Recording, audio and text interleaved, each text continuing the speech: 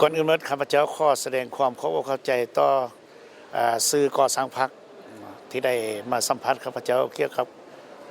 กองประชุมใหญ่ครั้งที่10ของพรรคประชาชนปฏิวัติลาวผู้มีเกียรติสง่าบอกถึงความรู้สึกต่อกองประชุมครั้งนี้ข้าพเจ้าก็เป็นผู้หนึ่งเป็นสมาชิกพรรคผู้หนึ่งและก็เป็นการนำของศูนย์กลางพรรคผู้หนึ่งอาจจะบอกได้ว่าข้าพเจ้านี่ได้เข้าร่วมกองประชุมใหญ่ครั้งนี้เป็นครั้งที่8แล้วหมายความว่าใน10ครั้งนั้นแม้ข้าพเจ้าได้เข้าเป็นผู้แทนสมบูรณ์8ครั้งและครั้งที่สำคัญที่สุดเป็นกองประชุมใหญ่ครั้งที่3ข้าพเจ้าในปี1982ตอนนั้นเป็นผู้แทนสมบูรณ์เข้าร่วมเทือทีดและก็ได้ถือเลือกตั้งแต่งตั้งอยู่ในหน่วยควบคุมการปนบัตรหน่วยที่3และในกองประชุมใหญ่ครั้งที่4ปี86ข้าพเจ้าก็ได้ถือเลือกตั้งเป็นกรรมการสำรองศูนย์กลางพรรคและเต้นั้นมาก็ถือเลือกตั้งเป็นกรรมการศูนย์กลางพรรคในครั้งที่5ที่6ที่7ที่8และที่9ดังนั้นอาจจะบอกได้ว่าใน9ครั้งนี้ข้าพเจ้าได้เข้าร่วม8ครั้งและครั้งใดข้าพเจ้าก็มีความรู้สึกภูมิใจและเป็นเกียรติที่สุดต่อพรรคประชาชนปฏิวัติลาวย้อนหยังย้อนว่าตนเองนี้เกิดมาจากว่าชนเผ่ามงเนาะชนเผ่ามงอยู่ผู้อยู่ดอยเลยบ่คิดว่าสิได้มาเข้าร่วมเป็นยุทธทันแถวการนำของพรรคขึ้นอันนี้เข้าร่วมกองประชุมใหญ่ของพรรคขึ้นอันนี้ในครั้งที่7ที่8ที่9มานี้ข้าพเจ้าก็ได้เข้าร่วมอยู่ในอนุกรรมการเหนือในและเฉพาะครั้งที่9และครั้งที่10นี้แม้นได้กำกับลงลึกบทขอความเห็นของท้องถิ่นและคะแนนการของระบบการเมืองต่อกองประชุมใหญ่ครั้งนี้ก็คือกันและก็เป็นโฆษกประจำจังสันอันนี้ก็เป็นการภูมิใจเป็นพิเศษที่สุดข้าพเจ้าดีใจที่สุดก็ย้อนว่ากองประชุมใหญ่ของพรรคแต่ละครั้งนี้มันเป็นองค์การนำสูงสุดของพรรคประชาชนปฏิวัติลาวหน้าที่ของกองประชุมใหญ่เป็น1เป็นกำหนดแนวทางการเมืองให้ถูกต้องสอดคล้องถ้าว่ากำหนดแนวทางการเมืองวางในทางการเมืองถูกต้องสอดคล้องแล้วพรรคจึงจะนำพาจัดตั้งปฏิบัติให้ได้มากได้ผลดังนั้น9 สมัย10สมัยนี้พรรคเฮายังสืบต่อมูลเสือของการวางแนวทางถูกต้อง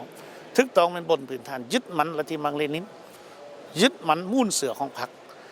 และอิงสภาพตัวจริงมูลใส่ลัทธิมังเลนินอย่างประดิษฐ์เพื่อให้อะไรจะญาติเอาศาสนาอันนี้พรรคเฮาเฮ็ดได้ตลอดมาอันนี้ข้าพเจ้าดีใจหลายและอันที่2แม่นเฉพาะกองประชุมใหญ่ครั้งที่9ครั้งที่10นี้แม่นกองประชุมใหญ่ได้พิจารณาตกลงอีกเกี่ยวกับแนวทางเศรษฐกิจหมายว่าบ่แม่นแต่แนวทางการเมืองมันวางแนวทางเศรษฐกิจอีกแสดงออกอยู่ในยุทธศาสตร์เศรษฐกิจวิสัยทัศน์ปี2030หรือว่าแผนพัฒนาเศรษฐกิจสังคมแห่งชาติครั้งที่8ที่ได้เอามาผ่านกองประชุมฉะนั้นตัวนี้ก็เป็นปัญหาใหญ่ซึ่งบ่เคยผ่านมานี่คือรายงานการเมืองเท่านั้นแต่ครั้งที่9มาครั้งที่10นี่แม่นได้มีแนวทางเศรษฐกิจอีกฉะนั้นปัญหาการวางแนวทางการเมืองติดพันกับการวางแนวทางเศรษฐกิจหันเป็นแผนการหันเป็นโครงการเป็นยุทธศาสตร์อันนี้เป็นปัญหาต่อมาที่สำคัญหลาย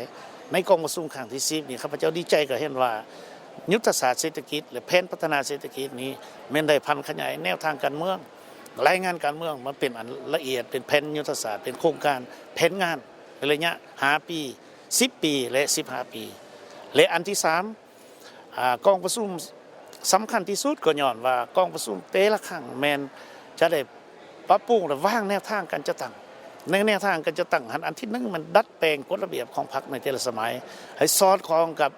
การขยายตัวของพรรคในแต่ละระยะในแต่ละสมัยของประชุมและอันที่2มันเลือกตั้งคณะบริหารงานศูนย์กลางพรรคกรมการเมืองคณะเลขาหมายความว่าคณะนำของพรรคเพื่อจะนำพาจัดตั้งปฏิบัติมติอันนั้นสนับข้าพเจ้าดีใจกันย้อนว่ากองประชุมครั้งใดมันก็แม่นสำคัญย้อนว่ามันเป็นองค์การนำสูงสุดของพรรคแต่เฉพาะครั้งที่10นี้ข้าพเจ้าดีใจนอกจากได้เป็นโฆษกได้เข้าร่วมในอนุกรรมการเหนือในประกอบส่วนช่วยคณะประธานอำนวยควบคุมกองประชุมแล้ว